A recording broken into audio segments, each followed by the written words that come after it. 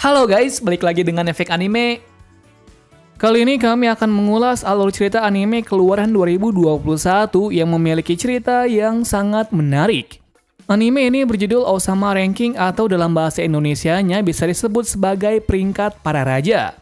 Menariknya dari cerita anime ini adalah sang tokoh utama terlahir dengan disabilitas, yaitu tidak bisa mendengar maupun juga berbicara. Meski demikian, sang tokoh utama berniat untuk menjadi raja terhebat di dunia. Tapi sebelum kita menuju topik utama, jangan lupa untuk klik subscribe dan nyalakan lonceng notifikasinya agar selalu mendapatkan update seputar alur cerita anime dari kami. Dan berikut alur cerita Osama Ranking Part 1 versi Efek Anime.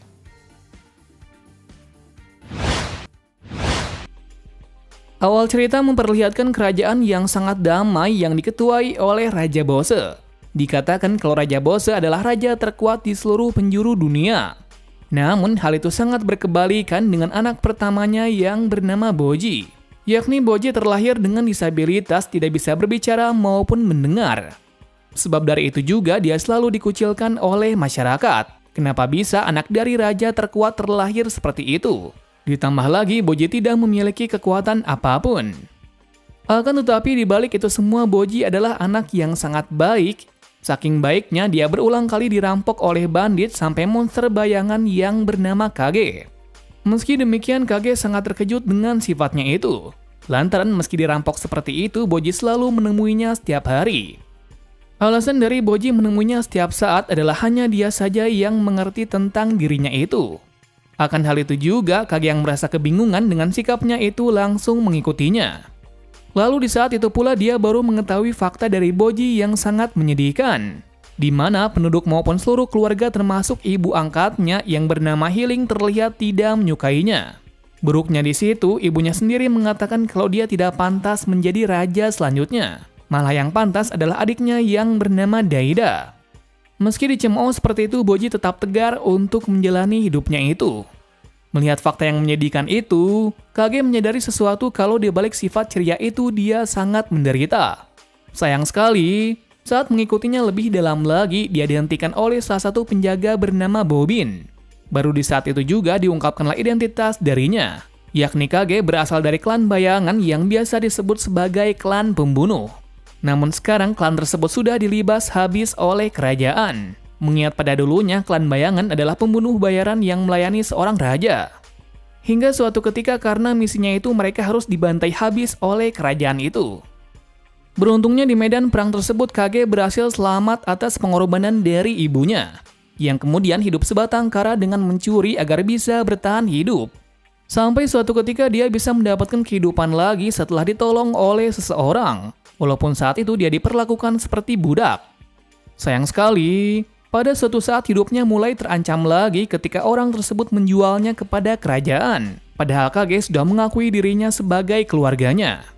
Sejak dari kehidupannya yang menyedihkan itu, ia mulai tidak mempercayai seseorang lagi. Cerita kembali lagi pada istana kerajaan. Dilihatkan di situ kalau Raja Bose sedang sakit-sakitan sampai tidak bisa bergerak. Entah terkena penyakit seperti apa, yang pasti hidupnya sekarang berada dalam ambang kematian. Atas hal itu pula, ia meminta Boji untuk berusaha menjadi kuat, sehingga nanti dia bisa menjadi raja terhebat.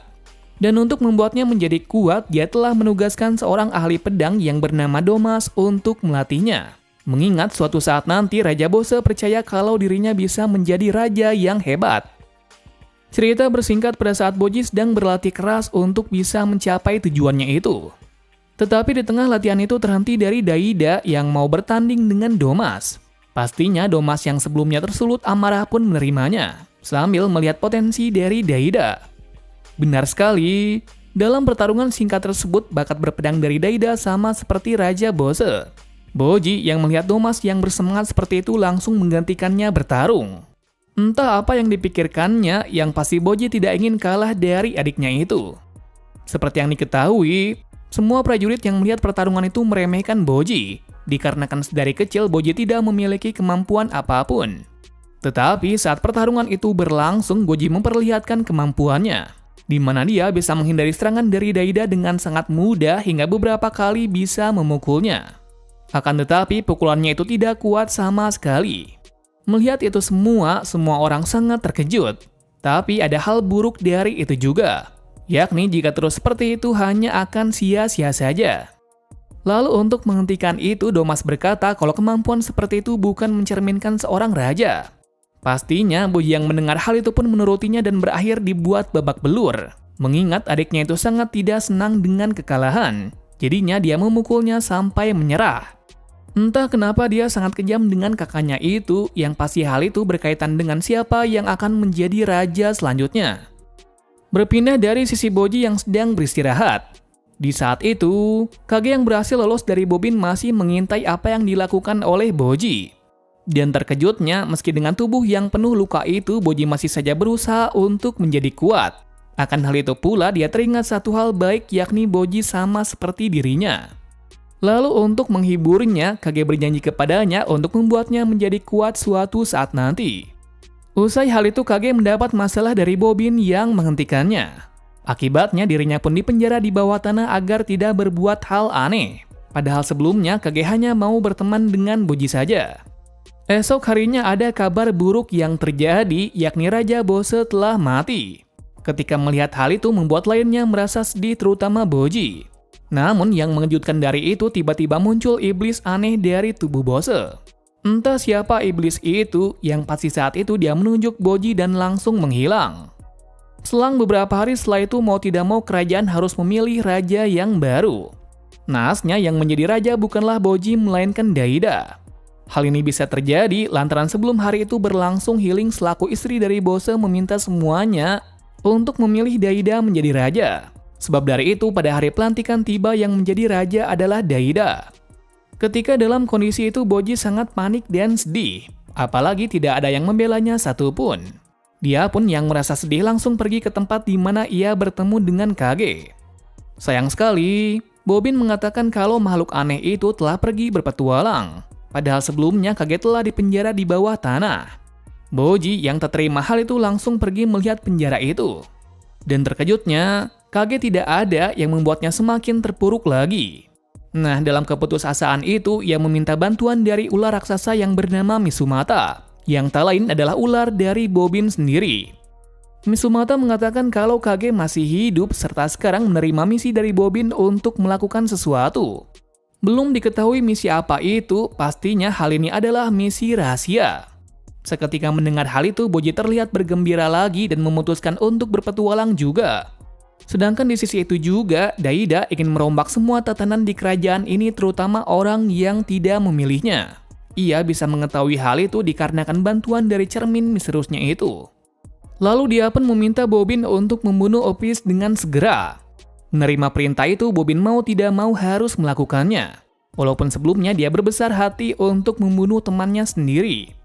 Alhasil setelah lama pencarian itu, akhirnya pertarungan dengan Opis pun tak terelakkan. Singkat cerita, hasil dari pertandingan itu dimenangkan oleh Opis dengan mudah. Scene berlanjut dari Boji meminta izin dari ibunya untuk mengizinkannya berpetualang. Sayang sekali Hiling tidak mengizinkan hal itu dan malah memaki-makinya. Tentu saja awalnya Boji merasa sedih, namun setelah tekad kuatnya itu dia berniat untuk kabur dari istana. Naasnya hal itu tidak berakhir dengan baik, malah dirinya terluka akan perbuatannya itu. Baru di saat itu juga kita dilihatkan hal yang sangat mengejutkan. Ternyata Hiling tidaklah seburuk yang dikira. Malah dialah yang paling ingin dekat dengan Boji. Hal ini terbukti dari diperlihatkannya masa-masa sebelum kelahiran dari Daida. Atas kejadian kemarin, Hiling pun mengizinkannya untuk berpetualang dengan syarat Boji harus ditemani oleh Domas dan Hakuro. Akan hal itu pula dimulailah perjalanan dari Boji berpetualang. Tidak baiknya di situ Hiling merasa ada firasat buruk. Entah benar atau tidaknya, yang pasti hanya bisa mempercayainya untuk saat ini. Esok harinya salah satu dari komite Osama Ranking memulai pengecekan kembali dari semua kerajaan yang ada setelah mangkatnya Raja Bose. Dikatakan jika berhasil mendapat posisi teratas bisa mendapatkan harta yang berharga. Tetapi sampai sekarang belum diketahui harta apa itu. Kabar buruknya, di situ peringkat kerajaan Bose menurun sangat drastis ke posisi 90. Hal ini dikarenakan kekuatan dari Raja Daida belum kuat. Berlanjut dari petualangan dari Boji lagi. Dalam petualangan pertamanya itu dia mendapat masalah yang besar. Yakni karena kepolosan dari Boji, semua barang berharga dalam tasnya dicuri oleh seseorang. Kemudian seiring perjalanannya itu secara tak disangka tasnya ketemu secara utuh. Dengan begitu pun tidak ada masalah kembali. Lanjut lagi dalam perjalanan tengah hutan. Buruknya di situ akibat Boji yang ceroboh, dia terjebak dalam lubang aneh dan bertemu seseorang yang baik. Nah, di pertemuan itu dia belajar banyak hal dari orang aneh itu tentang bertahan hidup. Lalu setelah semalaman, akhirnya Domas dan Hakuro berhasil menemukannya. Pada masa-masa istirahat itu, tiba-tiba ada yang menyerangnya. Entah siapa orang tersebut, yang pasti ada yang mengincar Boji. Dimulai dari situ, Domas dan Hakuro akan berhati-hati lagi agar hal ini tidak terjadi lagi. Kemudian sampailah mereka pada satu kota yang bernama Gerbang Neraka. Nah, di balik gerbang itu ada kerajaan dunia bawah mendiami tempat tersebut. Sebab dari itu kota Asta sangat damai. Bersingkat dari Domas yang membawa Boji ke dekat gerbang neraka itu. Saat itu diperlihatkan momen yang mengejutkan. Bagaimana tidak, tiba-tiba saja Domas mendorong Boji sampai terjatuh. Alasan Domas melakukan hal itu karena dia disuruh oleh Daida untuk membunuhnya. Jadi dengan berat hati sekali Domas melakukan hal itu karena perintah dari Raja Daida adalah mutlak. Nah, setelah melakukan hal itu Domas juga merasa sedih. Kenapa demikian? Dikarenakan dia telah mengkhianati pangeran serta janji dari Raja Bose. Kondisi mulai memburuk ketika Hakuro mengetahui hal tersebut. Alhasil Hakuro yang sangat marah langsung menyerangnya. Tidak terduganya Domas menerima serangan itu, mengingat dia tahu kalau dirinya salah. Mendapati hal itu Hakuro sangat terkejut dan mengurungkan niatnya itu. Setelah perselisihan itu pun akhirnya mereka pergi sendiri-sendiri. Yakni tujuan dari Hakuro adalah memberitahukannya kepada Nona Healing. Sementara Domas yang tidak bisa kembali lagi pun akan hidup menjadi orang biasa. Berikutnya diperlihatkan satu kejadian yang ajaib. Yang ternyata Boji masih hidup setelah terjatuh dari ketinggian yang seperti itu. Ternyata di balik itu semua yang menolongnya adalah Kage. Bahkan yang sebelumnya menyelamatkannya kemarin adalah dirinya. Di sini Kage mempunyai ide yang bagus, yakni ia akan membawanya kepada orang yang bisa membuatnya kuat. Lantaran kebetulan sekali dia bisa berada di bawah gerbang dari neraka ini, yang artinya mereka bisa melanjutkan perjalanan ke dunia bawah. Tidak beruntungnya dalam perjalanan itu mereka berdua mendapat masalah yang besar dari asap beracun. Buruknya dalam keadaan seperti itu mereka tidak bisa lolos, yang berakhir dengan terjebak dalam gas beracun tersebut. Shin berpindah dari Daida yang mendapat mimpi buruk. Akibat hal itu pula ia semakin menginginkan kekuatan dari ayahnya itu. Dan untuk bisa mendapatkan hal itu dia membawa cermin misterius yang bisa berbicara ke bawah tanah kastil. Mengejutkannya, di ruang bawah tanah itu ada tempat yang menakutkan yang penuh dengan monster. Dan yang paling mengerikan dari itu cermin itu menggiling mayat dari Bose untuk dijadikan sesuatu. Nah, ternyata yang dilakukan oleh cermin itu adalah membangkitkan makhluk terkuat yang pernah ada. Yang kemudian makhluk tersebut dijadikan menjadi ramuan yang bisa membuat manusia menjadi kuat. Tentu saja Daida tidak meminum ramuan tersebut, mengingat yang ingin dilakukannya hanyalah menjadi kuat dengan kekuatannya sendiri. Nah, sifat ini bisa melekat padanya karena beberapa tahun lalu Bobin mengajarkannya seperti itu. Jadi, meski memiliki sifat yang egois, namun sifatnya masih sama seperti ayahnya. Dikala ketegangan itu tiba-tiba saja muncul Epis yang mau membunuh Daida. Tetapi hal itu langsung dihentikan oleh cermin tersebut. Nah, di situ baru terungkap kalau cermin itu bernama Miranjo. Ketika mendengar nama tersebut, Epis langsung terdiam lantaran dia adalah teman baik dari Raja Bose. Entah apa yang dibicarakan oleh Miranjo kepada Epis, yang pasti saat itu juga Epis berpihak kepadanya serta membuat Daida meminum ramuan sebelumnya. Nah, ternyata minuman tersebut bukan membuat manusia menjadi kuat, melainkan minuman tersebut membangkitkan seseorang. Yang lain yang dibangkitkannya adalah Raja Bose sendiri. Adegan berpindah dari sisi Boji dan Kage sedang dibawa ke Satria Aneh menuju suatu kerajaan. Tak lain mereka sudah berada di Raja Dunia Bawah Desa. Waktu itu Desha sangat terkejut mereka berdua bisa hidup meski terkena gas kutukan. Ternyatanya, Boji dan Kage sudah terkena kutukan itu. Kutukan dari Boji adalah raksasa yang dicuri kekuatannya. Sedangkan kutukan dari Kage adalah klan bayangan yang tidak mengakui adanya Tuhan. Entah apa yang dimaksud perkataannya itu, yang pasti ada satu hal misterius lagi. Tanpa basa-basi, Kage memintanya untuk membuat Boji menjadi kuat. Desha akan menerimanya menjadi muridnya ketika Boji bisa melawan pasukan terkuat miliknya.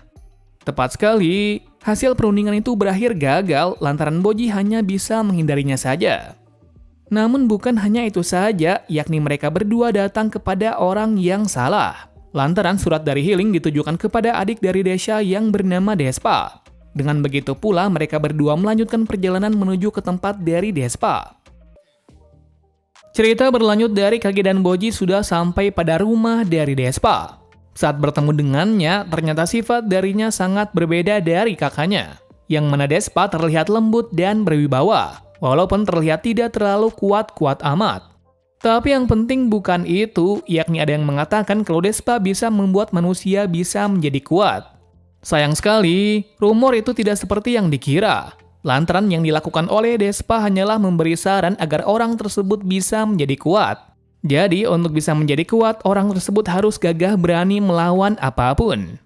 Selain itu, Despa mengatakan jika dia mau dibimbingnya, Boji harus membayar uang sebagai imbalannya.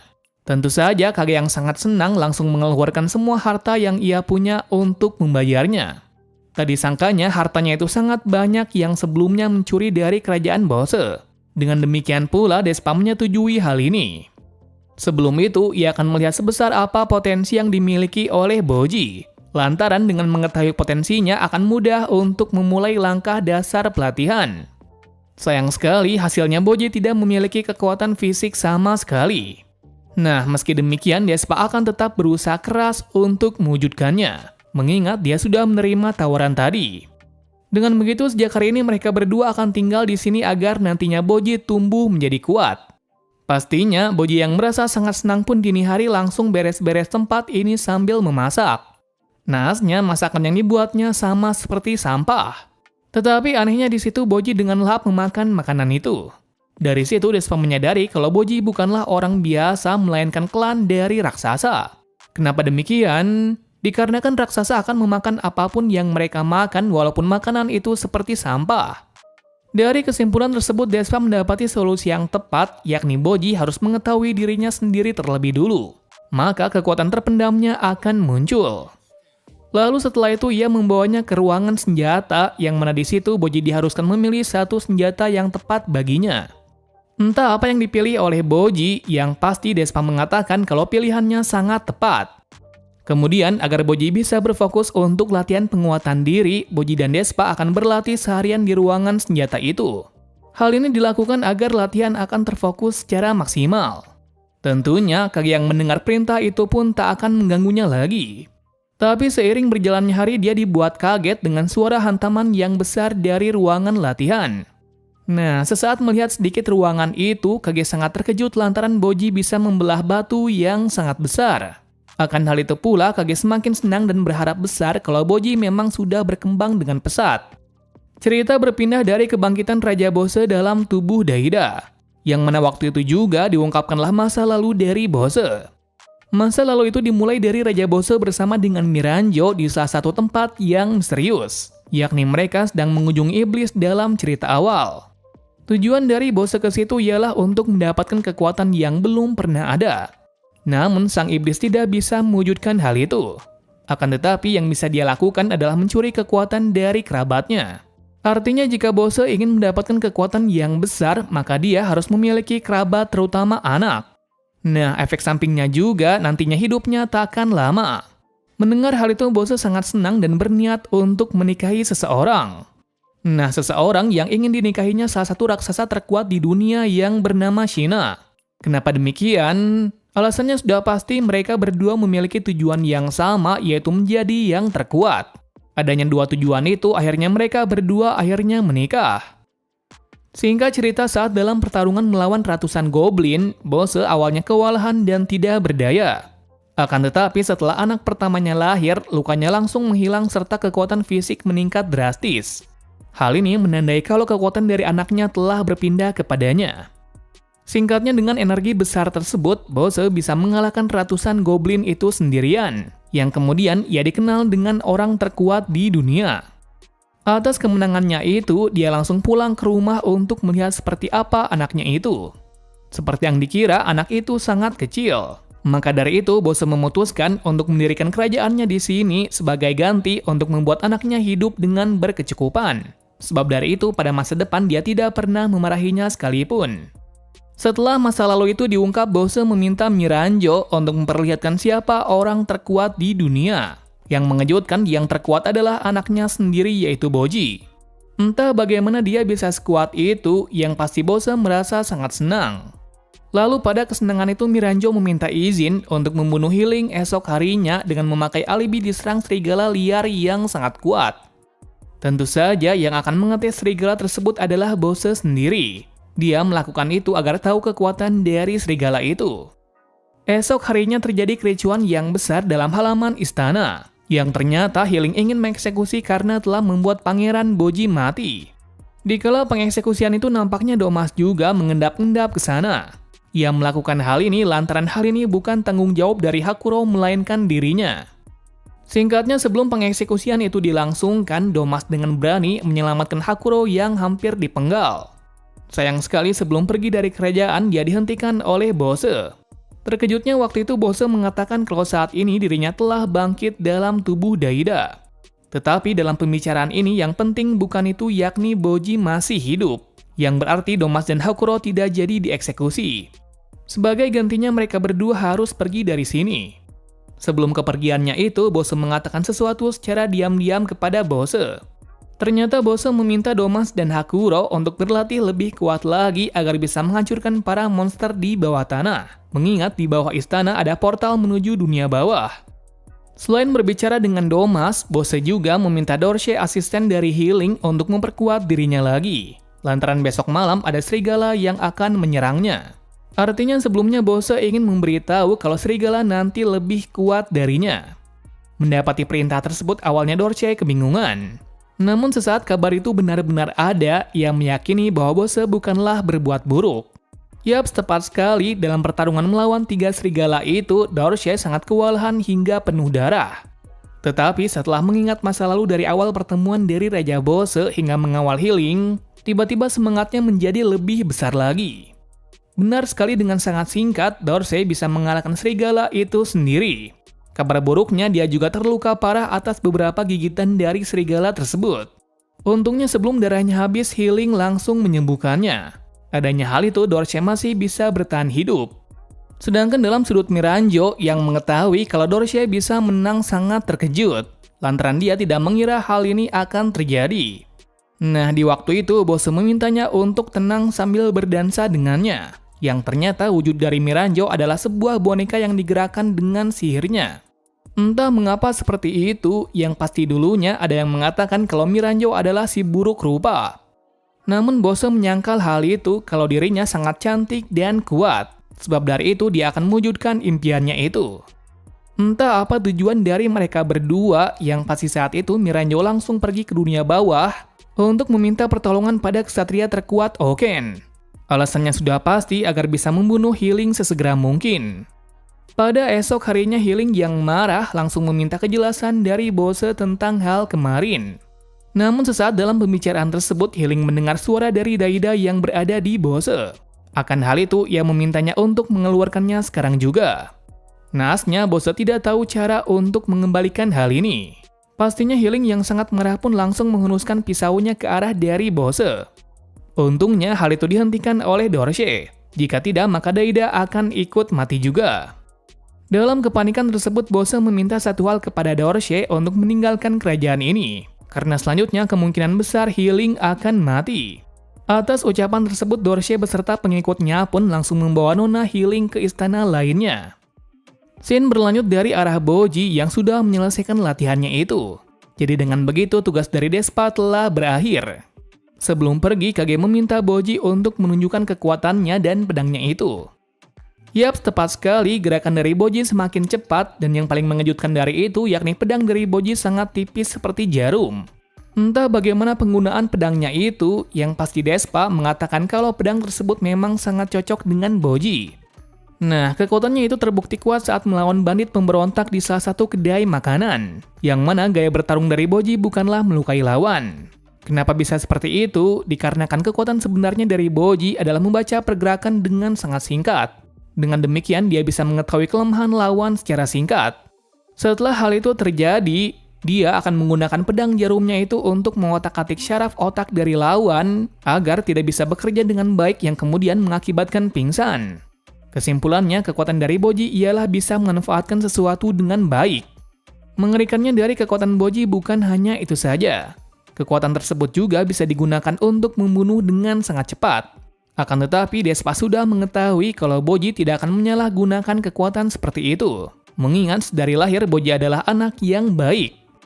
Melihat Boji yang seperti itu membuat Kage sangat senang lantaran dia tidak menyangka kalau Boji sekuat ini. Apalagi gaya bertarungnya yang sangat-sangat mengesankan. Selesai dari kejadian itu, Kage menjelaskan apa yang terjadi pada kerajaan Bose yang saat ini mengalami perang internal. Dia mengatakan seperti itu agar bisa meyakinkan Boji untuk tetap kembali pulang. Namun saat itu terlihat jelas Boji tidak ingin kembali, mengingat dia mencurigai kalau dalang dibalik itu semua adalah healing. Mengetahuinya membuat Kage marah lantaran rasa curiganya tidak berdasar. Malah yang mensupportnya dan membantunya selama ini adalah ibu angkatnya sendiri yaitu Healing. Mendengar penjelasan tersebut membuat Boji sedih tak karuan, mengingat ia menuduh orang yang salah. Akan kesalahan itu, ia bertekad untuk kembali menyelamatkan kerajaannya beserta ibunya itu. Esok harinya mereka berdua mendapat kabar baik dari bawahan dari Despa, yang mana mereka juga berniat untuk pergi ke sana. Alasan dari mereka menuju ke sana adalah menangkap kesatria paling berbahaya yaitu Oken beserta anggota lainnya. Dikarenakan sebelumnya Miranjo telah membebaskannya untuk bisa membunuh Healing. Namun ada hal yang disembunyikan oleh Despa, yakni dia juga meminta kesatrianya untuk memanfaatkan kekacauan itu untuk merebut kerajaan Bose. Yang artinya nanti akan ada pertarungan besar yang terjadi di sana tanpa diketahui pihak dari kerajaan Bose. Selanjutnya diungkapkan hal yang menarik dari kisah dari Miranjo. Tepatnya yang mendapat penglihatan ini ialah Daida yang berada dalam kegelapan tanpa ujung. Yang mana waktu itu dalam kegelisahannya, ia melihat semua penduduk mengucilkan dan menghina anak kecil. Yang tak lain anak itu adalah Miranjo. Masalah itu bisa terjadi lantaran banyak penduduk mengatakan kalau Miranjo adalah seorang pembunuh. Entah apa maksud dari itu semua yang pasti masih sangat misterius. Namun yang paling mengejutkan dari itu semua, sosok dari Miranjo benar-benar seperti boneka hidup. Awalnya Daida sangat syok melihatnya seperti itu. Tapi tak lama kemudian dia berpihak kepadanya kalau dia tidak sendirian, dikarenakan sebentar lagi ibunya akan menyelamatkannya. Ketika mendengar hal itu kondisi pun menjadi tenang, sedangkan dalam istana telah dimulai pemberontakan dari Miranjo, yakni yang dia lakukan adalah menyandra Bose atau Daida agar Healing menuju ke sini untuk menyelamatkannya. Tepat sekali, tak lama berselang Healing beserta prajuritnya sudah sampai pada istana ini, artinya peperangan besar akan dimulai. So, mungkin itu saja untuk alur cerita kali ini. Part berikutnya akan lebih menarik lagi dikarenakan ada beberapa pertarungan seru dari Raja Bose maupun Boji dan lainnya. Terima kasih sudah menonton video ini dan sampai jumpa di video selanjutnya.